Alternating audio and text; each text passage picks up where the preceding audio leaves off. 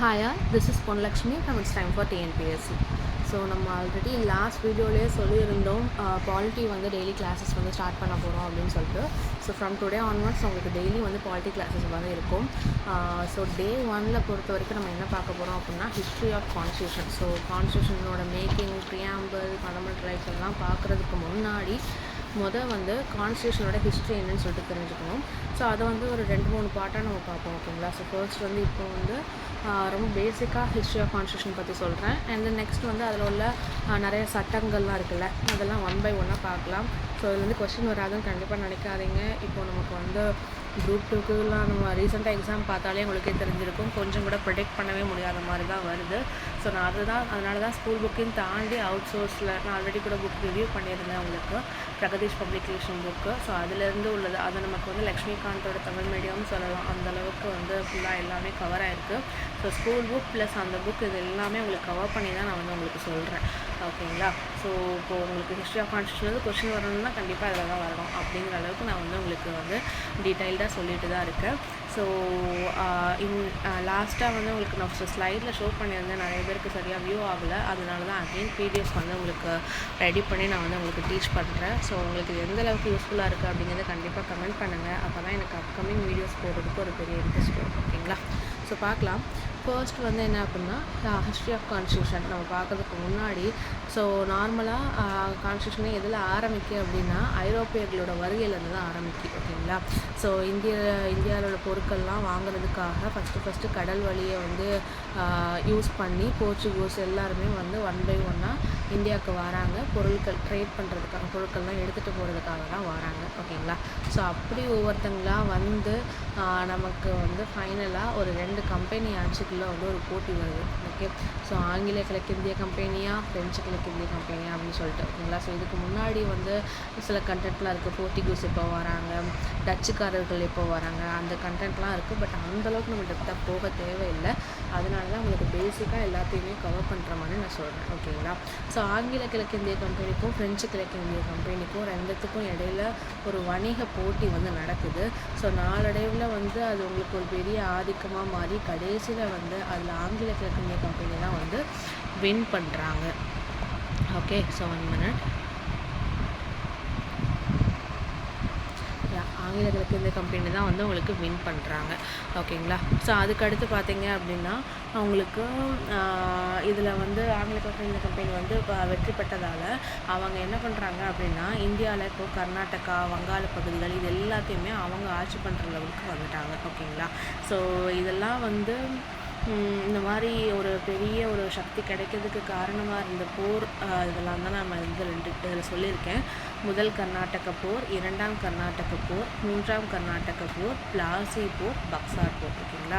So இந்த போர்லாம் நடந்து தான் வந்து ஆங்கில கிழக்கிந்திய கம்பெனி வந்து வின் பண்ணி அவங்களோட கட்டுக்கோப்பு போகிறதுக்குள்ளே வந்து கர்நாடகா, பெங்கால், ஈவன் சென்னைலாம் கூட அப்போ வந்து வச்சுருந்தாங்க, ஓகேங்களா. ஸோ இதோட இயர் எல்லாமே ரொம்ப ரொம்ப இம்பார்ட்டன்ட். மேட்ச் த ஃபாலோவிங் அந்த மாதிரி நிறைய கேட்கறதுக்கு சான்சஸ் இருக்குது. அதனால தான் உங்களுக்கு இந்த டேப்லெட் காலம் மாதிரி போட்டு காமிச்சிருக்கேன், ஓகேங்களா. ஸோ இந்த முதல் கர்நாடக போர் பொறுத்த வரைக்கும் 1746லேருந்து 1748 வரைக்கும் நடக்குது. 2ஆம் கர்நாடக போர் பொறுத்த வரைக்கும் 1748லேருந்து 1754 வரைக்கும் நடக்குது. 3ஆம் கர்நாடக போர் பொறுத்த வரைக்கும் 1756லேருந்து 1763 வரைக்கும் நடக்குது. அப்புறம் பிளாசி போர், பக்சார் போர் இதுதான் ரொம்ப ரொம்ப இம்பார்ட்டண்ட், ஓகே. ஸோ அதனால தான் நமக்கு வந்து அந்த டேட்டோடையே நான் மென்ஷன் பண்ணியிருக்கேன். கண்டிப்பாக ரிப்பீட்டடாக நிறைய டைம் வந்து கொஸ்டின் வந்திருக்கு. பிளாசி போர் பொறுத்த வரைக்கும் June 23, 1757 அண்ட் தென் பக்சார் போர் பொறுத்த வரைக்கும் October 22, 1764, ஓகேங்களா. ஸோ நெக்ஸ்ட்டு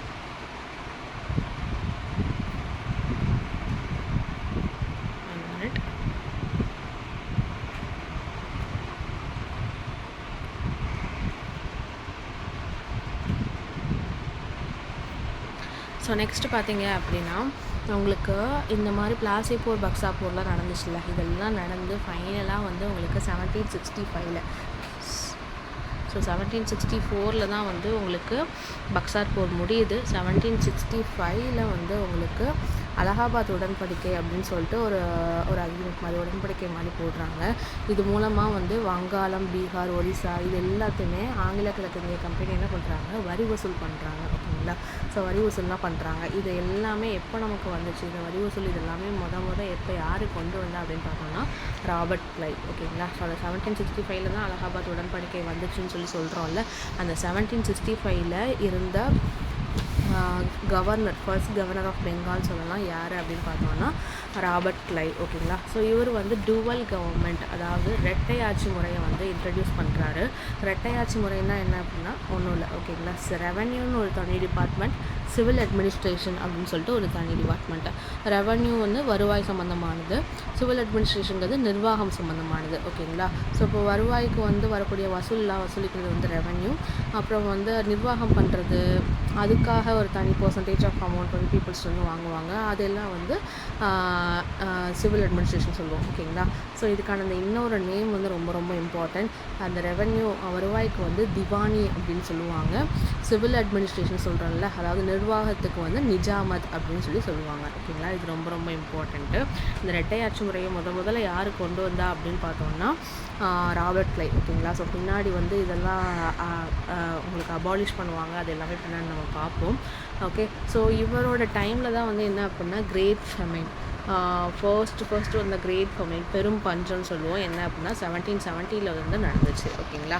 அந்த டைமில் பிரிட்டனில் வந்து பிரதமராக இருந்தது யார் அப்படின்னு பார்த்தோம்னா நாத் பிரபு. ஓகேங்களா. 1717 வந்து பிரிட்டனில் பிரதமராக இருந்தவர் நாத் பிரபு. ஓகேங்களா. ஸோ இவர் தான் வந்து பின்னாடி இதெல்லாத்தையும் கரெக்ட் பண்ணுறதுக்காக ஒழுங்குமுறை சட்டம்லாம் வந்து கொண்டு வராரு. ஓகேங்களா. ஸோ இதெல்லாம் நமக்கு ஒரு ஓவர்வியூ வந்து பார்த்துருக்கோம்.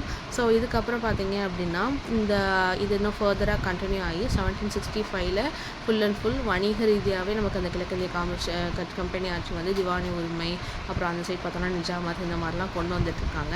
இதெல்லாம் பார்த்த கம்பெனி ஆட்சி வந்து இதெல்லாம் ஒப்பேராது, வா நான் வந்து ஒன்று கரெக்ட் பண்ணுறேன் அப்படிங்கிற மாதிரி ஒரு கிழக்கிந்திய கம்பெனி ஆட்சி வந்து இந்தியாவில் ஸ்டார்ட் ஆகுது. எப்போது அப்படின்னா 1858 நவம்பர் 1 வந்து ஸ்டார்ட் ஆகுது. ஓகேங்களா. 1858 நவம்பர் 1 ஸ்டார்ட் ஆகுது. ஸ்டார்ட் பண்ணது யார், அதுக்கான ஒரு அறிக்கையை வெளியிட்டது யார் அப்படின்னு பார்த்தோன்னா விக்டோரியா மகாராணி. ஓகேங்களா. விக்டோரியா மகாராணி தான் அதுக்கான ஒரு பேரறிக்கையை வந்து வெளியிடுறாங்க 1858. ஓகேங்களா. ஸோ இதுதான் வந்து பின்னாடி உங்களுக்கு வந்து ஆங்கில அரசு இங்கிலாந்து அரசாங்கத்தோட நேரடி கட்டுப்பாடில் வந்து ஆகஸ்ட் 15, 1947 வந்து ஆங்கில அரசாங்கத்தின் ஆட்சி வந்து நடக்குது. ஓகேங்களா. ஸோ இதுதான் ஐரோப்பியர் வருகையோட ஒரு ரஃபாக நான் உங்களுக்கு வந்து சொல்லியிருக்கேன். ஸோ இது வந்து உங்களுக்கு புக் அவுட்ஸர் எல்லாமே வந்து கவர் ஆகிருக்கும். ஓகேங்களா. ஸோ பின்னாடி நம்ம என்ன பார்க்க போகிறோம் நெக்ஸ்ட் கிளாஸில் அப்படின்னு பார்த்தோம்னா இதை வந்து உங்களுக்கு 2 ஆட்சியாக பிரிக்கலாம். 2 சட்டங்கள், நிறைய சட்டங்கள் இருக்குது. அது வந்து ஆங்கில கிழக்கிந்திய கம்பெனி ஆட்சின்னும், அதுக்கப்புறம் வந்து உங்களுக்கு இங்கிலாந்து அரசின் ஆட்சி. ஏன்னா 1815 அது வந்து இங்கிலாந்து போயிருதில்ல, கம்பெனி ஆட்சி கிடையாது. அதை 2ஆக பிரிக்கலாம். ஸோ ஆங்கில கிழக்கிந்திய கம்பெனி ஆட்சி வந்து 1773 1858 வரைக்கும் நடக்குது. அதில் என்னென்ன சட்டங்கள்லாம் பார்க்க போகிறோம் அப்படின்னா ஒழுங்குமுறை சட்டம் 1773, பிட்டிந்திய சட்டம் 1784, எல்லாமே இயர்லாம் ரொம்ப ரொம்ப இம்பார்ட்டண்ட். கண்டிப்பாக அதெல்லாம் நோட் பண்ணி வச்சுக்கோங்க. உங்களுக்கு நான் ஆல்ரெடி பிடிஎஃப்பில் ஷார்ட் நோட்ஸ் மாதிரி கம்பைல் பண்ணி தான் உங்களுக்கு கொண்டு வந்திருக்கேன். ஸோ இதை அப்படியே நோட் பண்ணி வச்சுக்கோங்க. 2 பேஜஸ் கூட கிடையாது. ஓகேங்களா. ஸோ ஒழுங்குமுறை சட்டம் 1773, பிட்டிந்திய சட்டம் 1784, பிட்டிந்திய திருத்தச் சட்டம், ஸோ அதில் சில திருத்தங்கள் கொண்டு வந்திருப்பாங்க, அது 1786, பட்டய சட்டம் 1793, பட்டய சட்டம் 1813, பட்டய சட்டம் 1833, பட்டய சட்டம் 1853. அப்கமிங் கிளாஸஸில் இது எல்லாமே 1 by 1 நம்ம பார்க்க தான் போகிறோம். எல்லாத்துக்குமே தனித்தனியாக நான் கிளாஸஸ் ப்ரொவைட் பண்ணுவேன். ஸோ கண்டிப்பாக ஃபாலோ பண்ணுங்கள். உங்களுக்கு ஏதாவது சஜஷன் இருக்குது அப்படின்னா கண்டிப்பாக கமெண்ட் பண்ணுங்கள். ஓகே. ஸோ அடுத்து இங்கிலாந்து அரசின் ஆட்சி 1858 1947 வரைக்கும் நடக்குது.